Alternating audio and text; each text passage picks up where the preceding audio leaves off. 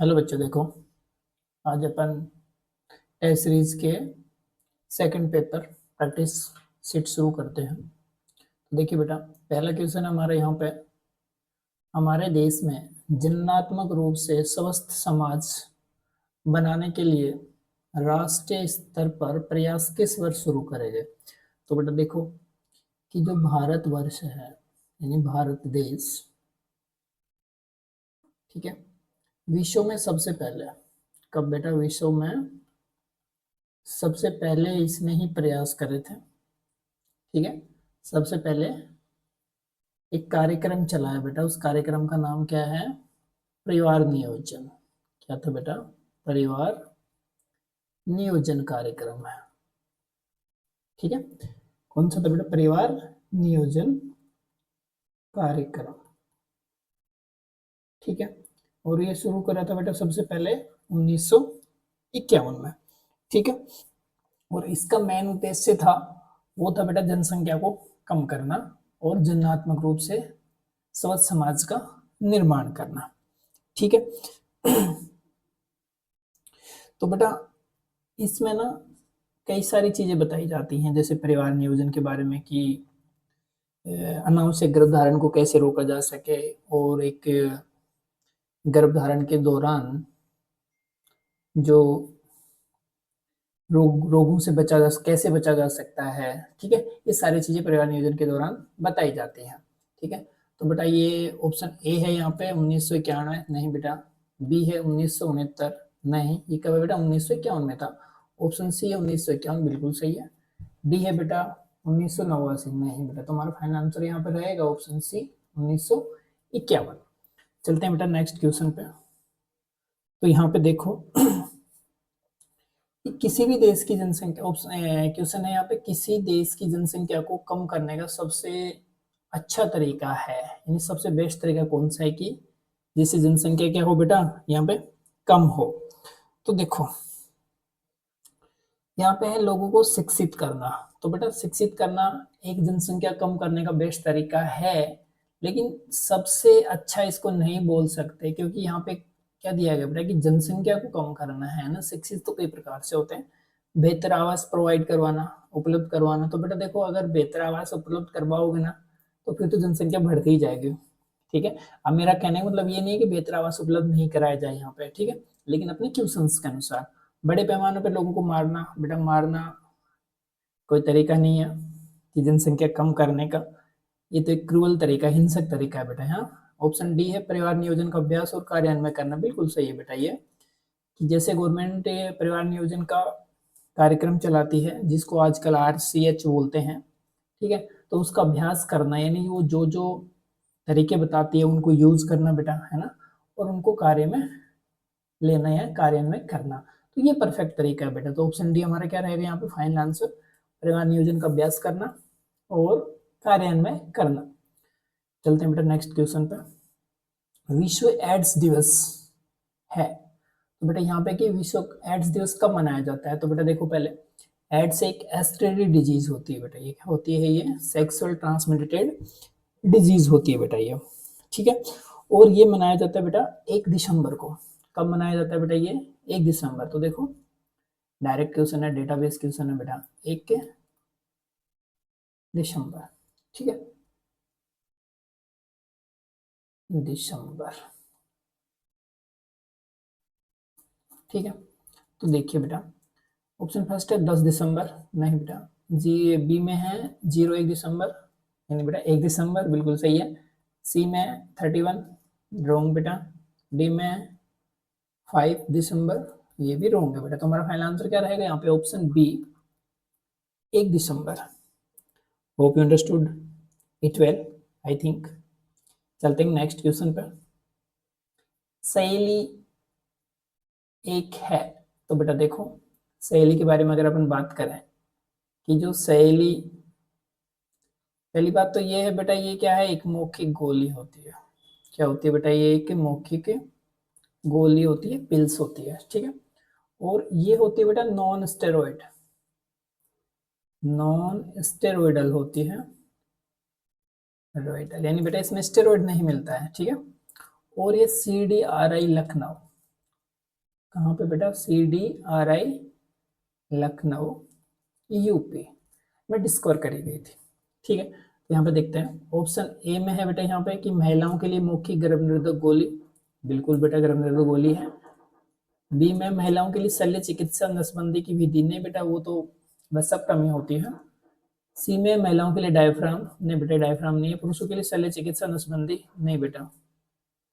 देखो पुरुषों के लिए तो हो गई वेसोक्टमी, और इसके लिए हो गई बेटा ट्यूबेक्टमी, है ना, यानी फैलोपियन नलिका को काट दिया जाता है और पुरुषों में शुक्रवाहक को काट दिया जाता है बेटा। ठीक है, तो ये हमारा फाइनल आंसर यहाँ पे रहेगा बेटा ऑप्शन ए कि महिलाओं के लिए क्या है बेटा, ये मौखिक गर्भ निरोधक गोली है। चलते हैं नेक्स्ट क्वेश्चन पे। तो बेटा यहाँ पे देखो कि नीचे दिए गए यौन संचारित रोगों में से उस रोग की पहचान करें जो विशेष रूप से यौन अंगों को प्रभावित नहीं करता। यानी बेटा देखो एसटीडी तो है, यानी क्या है बेटा, वो एसटीडी तो है बट यौन अंगों को प्रभावित नहीं करता, यौन अंगों को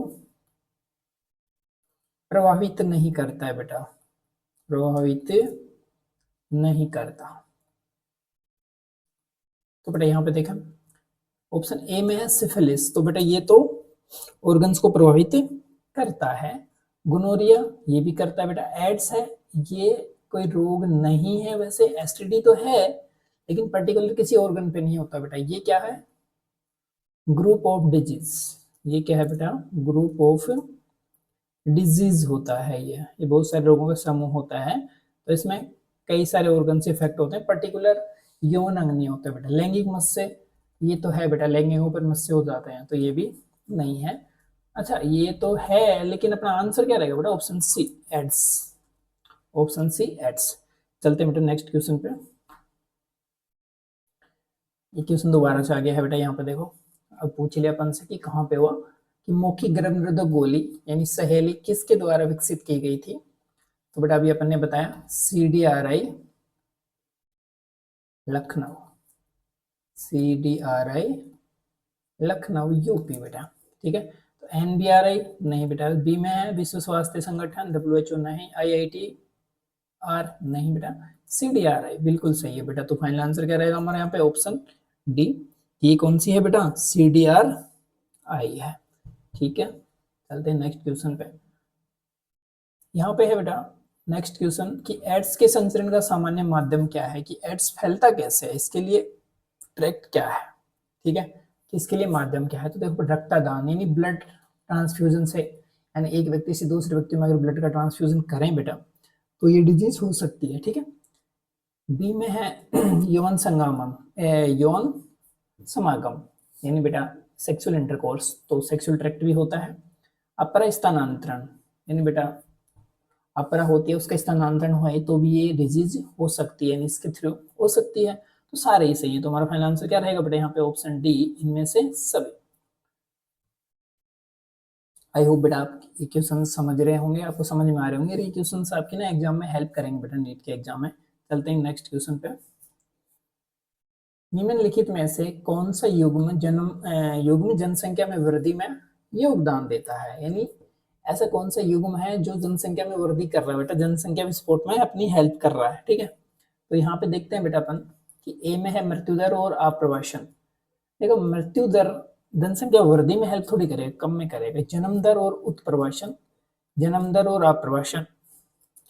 डी में है मृत्यु दर और उत्प्रवासन। तो देखो पहले ये देख लेते हैं, मृत्यु दर जिसमें है उसको तो क्रॉस ही कर दो बेटा। देखो ट्रिकी क्वेश्चन बता रहे हैं अपन कि कैसे इनको कर भी सकते हो आप। देखो आप्रवासन, आप्रवासन का मतलब होता है आगमन, क्या होता है बेटा इसका मतलब आगमन, और उत्प्रवासन का मतलब होता है निर्गमन। क्या हो गया बेटा इसका, निर्गमन, यानी ये तो जा रहे हैं यहाँ से, अगर यहाँ से जा रहे हैं बेटा तो निर्गमन, और यहाँ पे आ रहे हैं तो आगमन।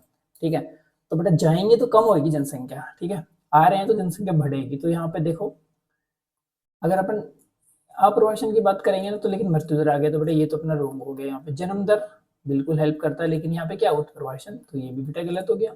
सी में जन्म दर लेकिन अप्रवासन, बिल्कुल सही है। तो बेटा हमारा फाइनल आंसर भी क्या रहेगा यहाँ पे, ऑप्शन सी, जन्म दर और अप्रवासन। ठीक है बेटा, चलते हैं नेक्स्ट क्वेश्चन पे।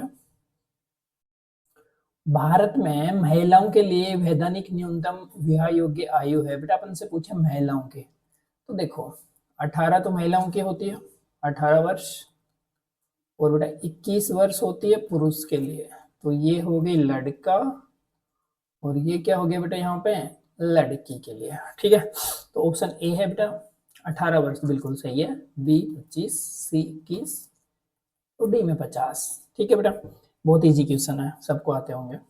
चलते हैं नेक्स्ट क्वेश्चन पे। देखिए बेटा, पिछले 70 वर्षों में जनसंख्या विस्फोट के लिए जिम्मेदार कारक है, यानी बेटा पिछले 70 वर्ष में जो जनसंख्या बढ़ी है, इसके एक्चुअल में कारक क्या है, फैक्टर क्या है, तो बेटा देखिए, जन्म दर में वृद्धि, बिल्कुल बेटा, अगर जन्म दर बढ़ेगी, यानी पहले मान लो बेटा 100 पे 10 जन्म दर थी, लेकिन अब मान लो 100 पे कितनी हो गई बेटा 20, तो पहले 110 हो रहा था, अब कितना हो गया बेटा 120, तो बढ़ गया। मृत्यु दर में कमी, बिल्कुल बेटा, ये सेम, तो ए और बी दोनों सही बिल्कुल है ना। महिला जन्म दर में कमी नहीं बेटा, उससे कमी तो फिर तो जनसंख्या बढ़ेगी नहीं घटेगी, तो हमारा फाइनल आंसर क्या रहेगा बेटा यहाँ पे, ऑप्शन सी, ए और बी दोनों। ठीक है बेटा, चलते हैं नेक्स्ट क्वेश्चन पे, कि जो ये है बेटा विश्व स्वास्थ्य संगठन, कौन सा बेटा, WHO, इसका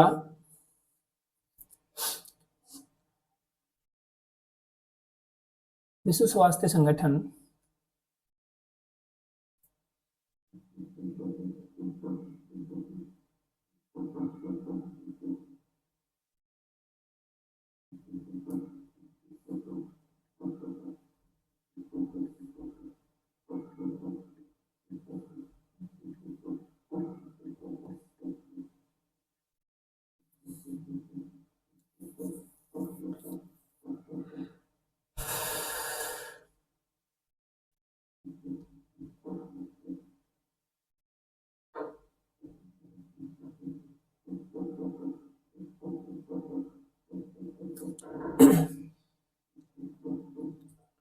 पर देखो, ये जो WHO होता है, इसका मुख्यालय कहाँ स्थित है, तो पहला है बेटा USA, तो बेटा USA में नहीं है इसका। बी जिनेवा, बिल्कुल सही है। C England, D France.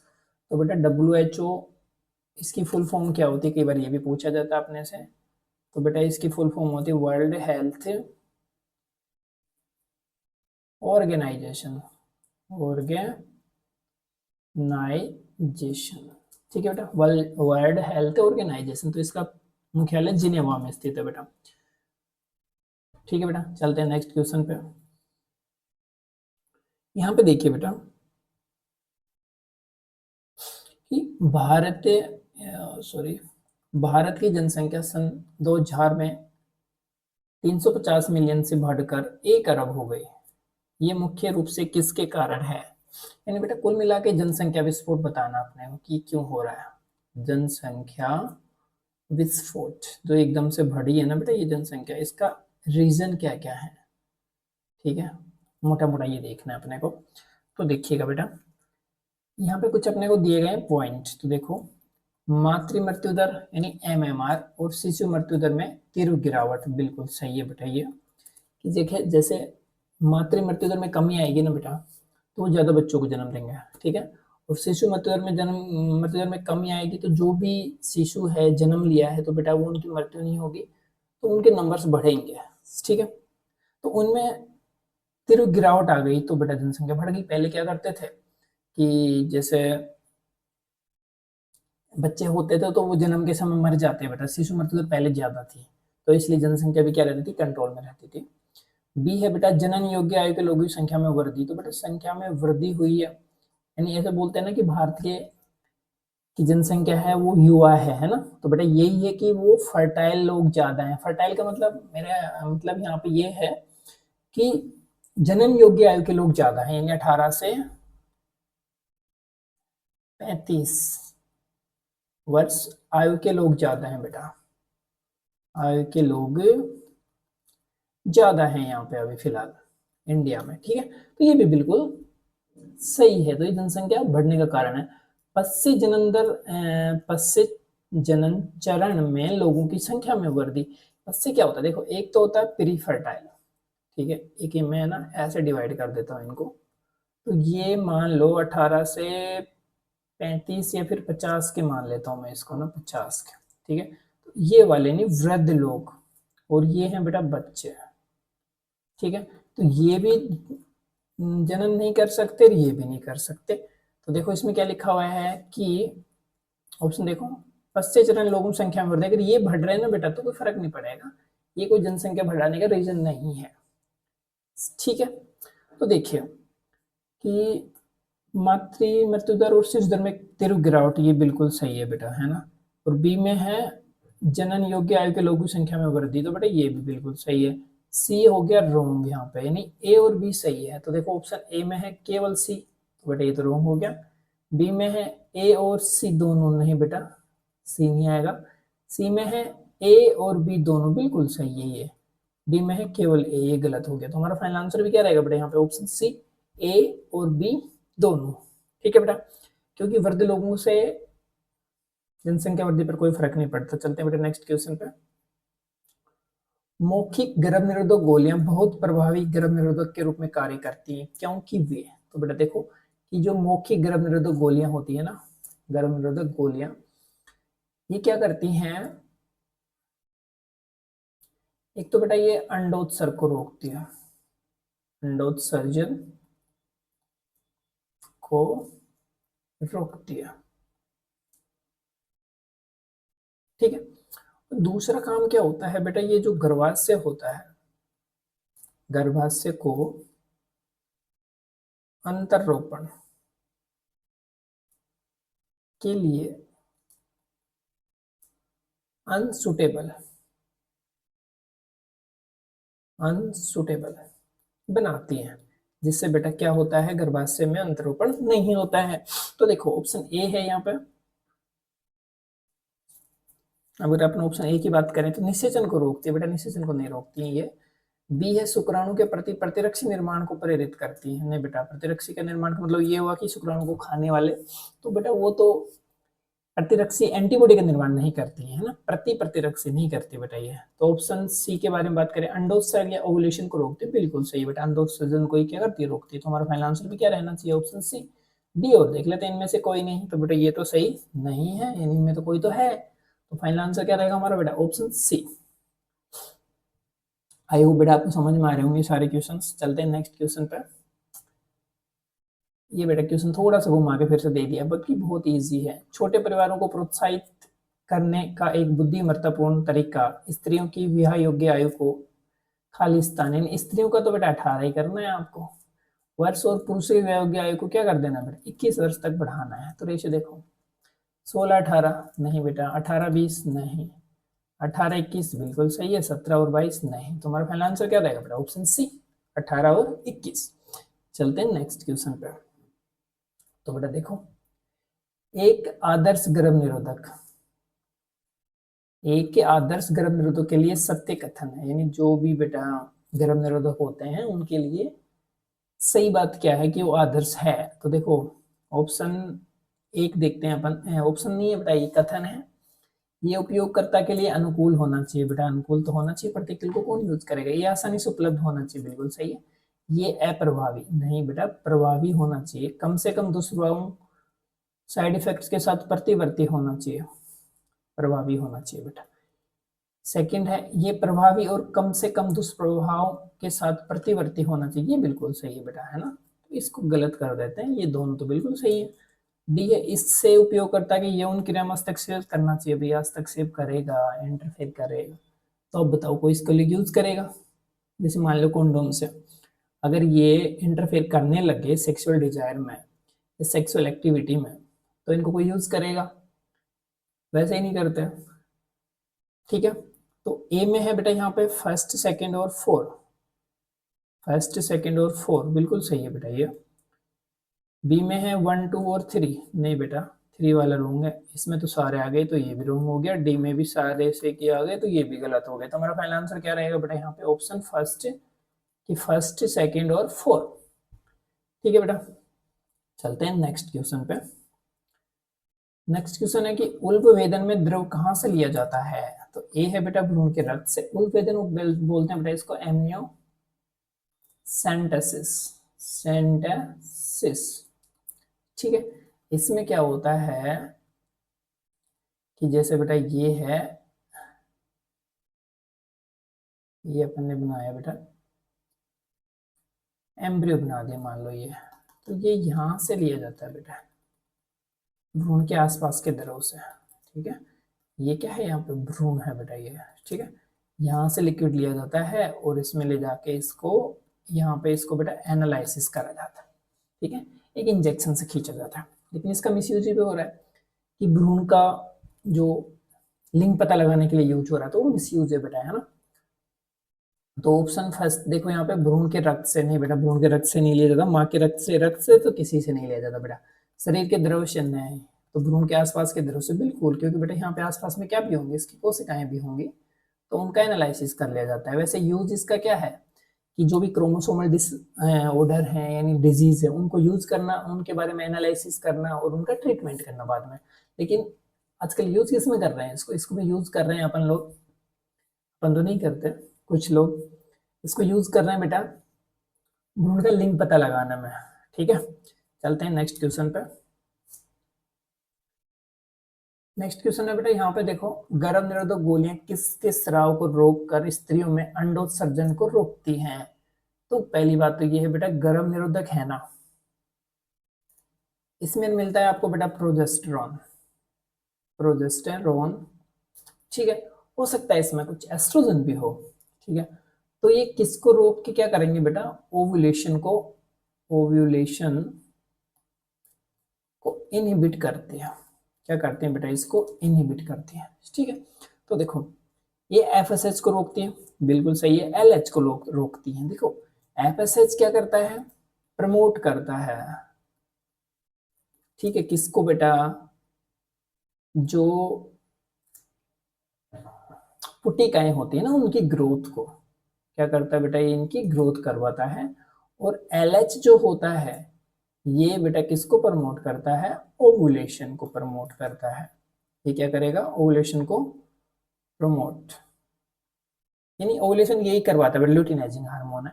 तो ये तो दोनों ही सही है, तो बेटा हमारा फाइनल आंसर क्या रहना चाहिए यहाँ पे, ऑप्शन सी, ए और बी दोनों। डी तो इनमें से कोई नहीं हो नहीं सकता। ठीक है बेटा, चलते हैं नेक्स्ट क्वेश्चन पे। जनसंख्या में आयु समूह को किसके द्वारा वर्गीकृत किया जाता है? यानी जो बेटा एज ग्रुप होते हैं उस किसके द्वारा वर्गीकृत करा जाता है?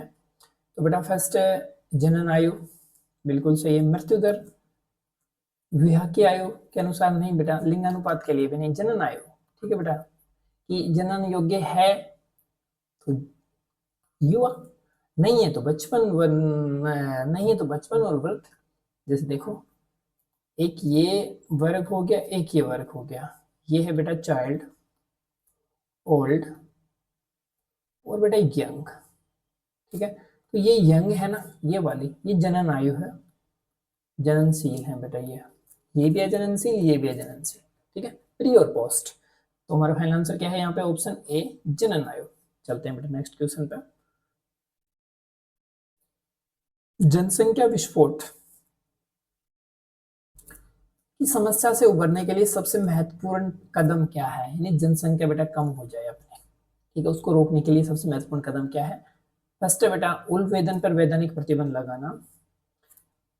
उल्बवेदन पे प्रतिबंध लगा दिए बेटा अपन ने। ठीक है, तो जनसंख्या विस्फोट कम हो सकता है क्या? इस पे प्रतिबंध तो ऑलरेडी है बेटा, लेकिन फिर भी जनसंख्या तो बढ़ रही है। और बी है बेटा विवाहों पर वैधानिक प्रतिबंध लगाना, यानी बेटा कोई विवाह ही नहीं करे, कानून रूप से बंद कर दो, तो फिर तो जनसंख्या बढ़ेगी, विस्फोट तो क्या बढ़ेगी नहीं, है ना। तो ये भी गलत है। ये विभिन्न गर्भ निरोधक विधियों द्वारा छोटे परिवारों को प्रेरित करना, बिल्कुल बेटा, कि लोगों को समझाएं अपन कि गर्भ निरोधक जो मेथड्स होते हैं बेटा उनको यूज करें। ठीक है, उनके फायदे बताएं उनको, तो वो जनसंख्या जो विस्फोट हो रहा है उसको रोक सकते हैं बेटा। जैसे गांव में कुछ लोग होते हैं अभी उनको पता ही नहीं है कि गर्भ निरोधक विधियां क्या होती है। ठीक है, तो हो रहे हैं 5-5 बच्चे, तो ऑप्शन सी हमारे यहाँ पे करेक्ट है बेटा, डी तो हो ही नहीं सकता। तो फाइनल आंसर क्या रहेगा हमारा बेटा, ऑप्शन सी। विभिन्न गर्भनिरोधक विधियों द्वारा छोटे परिवारों को क्या करना बेटा, प्रेरित करना। चलते हैं नेक्स्ट क्वेश्चन पे। ठीक है बेटा, चलो आज के लिए इतना ही, ठीक है। Hope you understood it well.